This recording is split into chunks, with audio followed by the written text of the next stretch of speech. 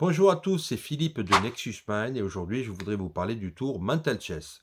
Mental Chess est un effet de mentalisme sur le monde des échecs, mais notamment sur la vie de Paul Morphy, un joueur d'échecs du 19e siècle qui a marqué son temps, son histoire et le monde des échecs.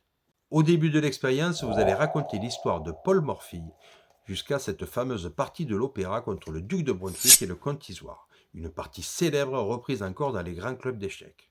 À l'issue de cette histoire, nous lui proposons de réaliser l'expérience suivante. Tout d'abord, nous sortons deux cartes de visite. Une carte que nous allons lui remettre en guise de prédiction et qui gardera dans sa poche le long de l'expérience.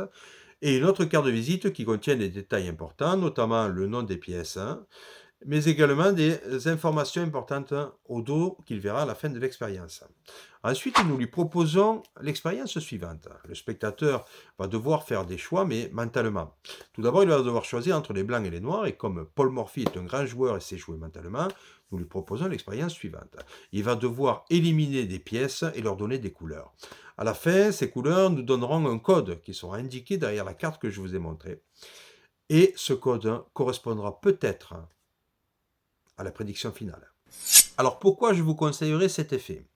La première raison, c'est que deux cartes de visite qui tiennent dans un portefeuille pour réaliser un tour allant de 5 à 7 minutes, si on veut bien le raconter, c'est quand même quelque chose d'exceptionnel.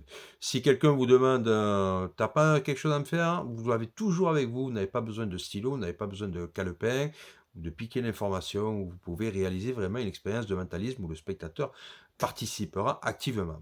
La deuxième raison, c'est qu'il y a un aspect ludique, un aspect historique, et donc votre spectateur sera imprégné dans cette histoire, ce qui favorisera la chute à la fin.